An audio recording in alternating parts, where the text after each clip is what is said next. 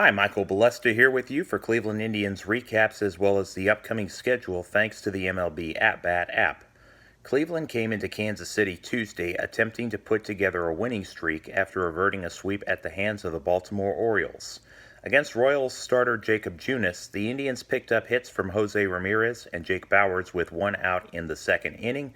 Roberto Perez helped to drive in the first run of the game with his sacrifice fly. The lead did not last long as Trevor Bauer conceded a home run to Jorge Soler in the following half inning. Cleveland applied more pressure in the top of the third. Tyler Naquin and Francisco Lindor each hit a pair of singles to start a rally. Carlos Santana drew a walk to create a bases-loaded situation. Junis threw ball 4 to Jason Kipnis, and the lead was restored for the away side. Ramirez reached on a fielder's choice over at second base, which allowed Lindor to score. Bauers drove in 2 more runners with a double. Perez was able to get aboard on an error by Hunter Dozier on a tough long throw from third to first. Bauers crossed home to make the score 6-1 Indians. Bauer threw 2 more shutout innings to consolidate the efforts of the Cleveland Bats. Santana led off the 5th with a single and an error by Junis, putting Carlos in scoring position. He went to third after Kipnis flew out. After the second out and Kansas City reaching into their bullpen, Bauers had an RBI to make the margin 6. The Royals put a 2-out rally together in their next half inning. Whit Merrifield got a single, then Adalberto Mondesi blasted the ball out of the ballpark, and it was 7-3. 2 innings later, things got very nervy again. Martin Maldonado, Billy Hamilton, and Merrifield strung hits together. Bauer was then replaced by Oliver Perez. Mondesi hit a sac fly, then Alex Gordon ushered in another run with a single to right field. With the potential game-tying run at first, the ball was handed over to Adam Cimber. He wiggled his way out of the jam thanks in part to a pair of lineouts. Lindor retired Dozier, while Mercado got the third out at Soler's expense.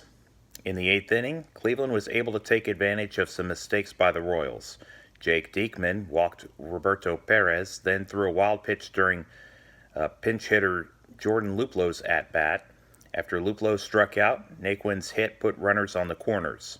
Lindor was then hit by a pitch to fill the bases. Mercado could not take advantage as he lined out, but Santana did. His hit gave the Indians an insurance run. Cleveland continued to feast on the Kansas City bullpen in the top of the 9th.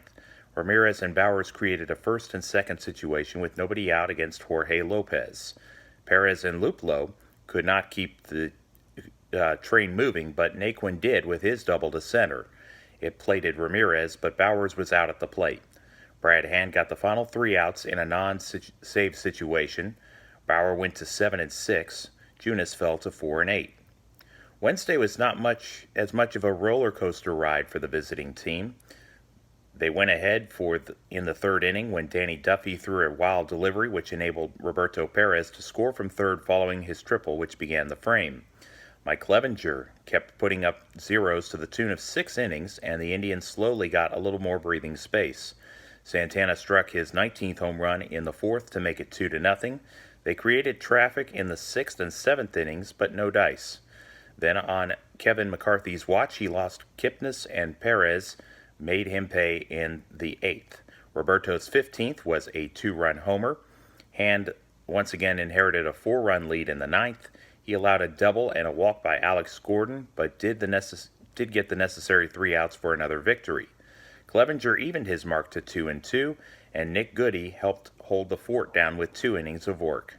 Duffy dropped to 3-5 as Cleveland shut out Kansas City 4-0.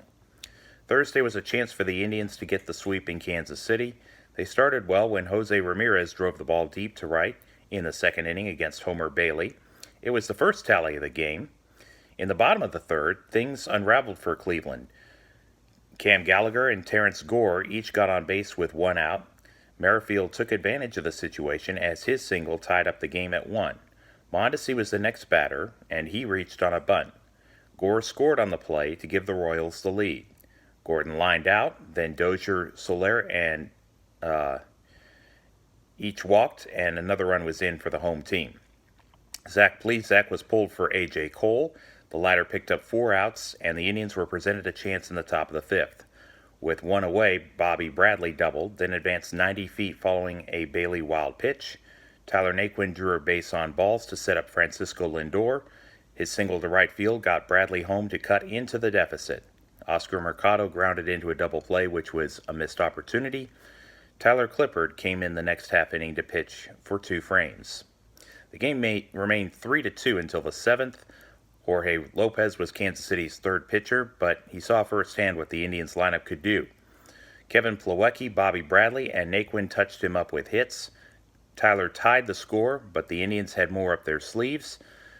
Lindor's single plated 2 more runs. After another pitching change, Francisco stole second base and would later score thanks to a miscue by Cam Gallagher after Mercado laid down a bunt. Santana had a productive out as his ground ball moved Mercado to third base. Kipnis did likewise as he flew out to the left side as the aforementioned runner tagged from third. Jose Ramirez capped off a 6-run inning, giving Cleveland control. Nick Whitgren gave up a long ball to Gallagher in the bottom of the 9th, but he got the boat to dry land, and the winning streak reached 4 games with an 8-4 decision. After a day off, it was back to action Saturday for state bragging rights against the Reds in Cincinnati. Cleveland had to work very hard to get another win. There were many home runs in this contest. Francisco Lindor hit 1 in the 1st and 5th innings at the expense of Anthony DeSclafani. In between those 2 moments, Yasiel Puig drove in 2 with his 20th rounding of the bases against Shane Bieber. Also before Lindor's 5th inning, the Indians had a bases-loaded situation with 2 outs in the 4th, but Naquin could not add to the threat as he flew out. Bieber got to bat in a similar situation in the 6th, this time with the game tied, but he grounded out. Cleveland finally went ahead 2 innings later when Roberto Perez got a hold of his 16th home run, 2 batters after Ramirez doubled. In the 9th, Bobby Bradley replaced Bieber to pinch hit, and he got a double. Greg Allen then pinch ran at second base. 3 batters later, Carlos Santana was intentionally given a free pass to first base, as by this point, Allen was 90 feet from home plate. Santana then swiped second, and Jason Kipnis walked. With the bases full, Matt Bowman would concede another walk to make the scoreboard read 5-2. That would be Matt Bowman. And then Jake Bauers picked up a base hit to score 2. Nick Goody locked the door by getting the final 3 outs in a 7-2 result.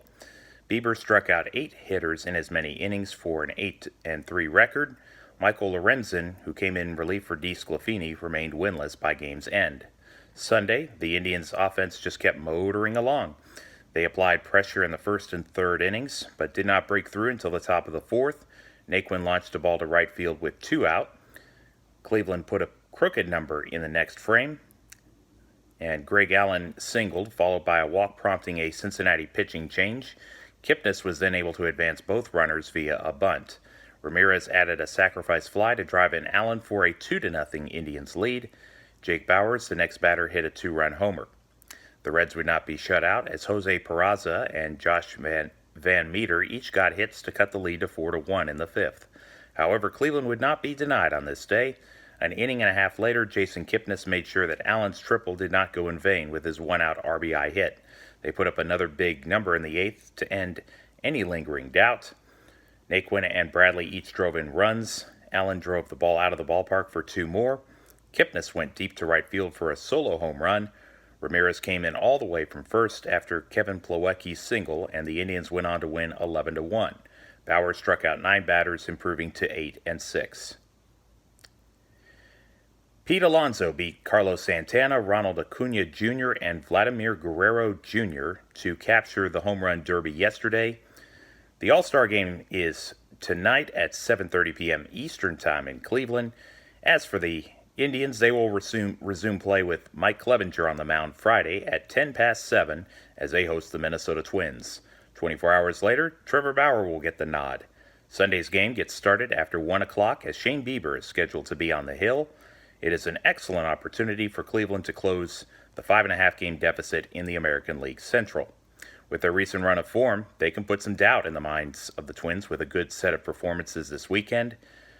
And then the Indians host the Tigers for 4 games beginning Monday after 7 p.m.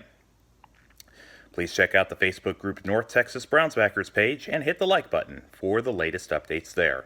The text of this blog is available at http://www.mjbalesta2, as in the number 2, blog.wordpress.com. I'm on Twitter at mjbalesta2, on Facebook at Michael Balesta, and on Instagram at mjbalesta2. Archive videos on YouTube can be found by searching Michael Balesta Roman numeral 2.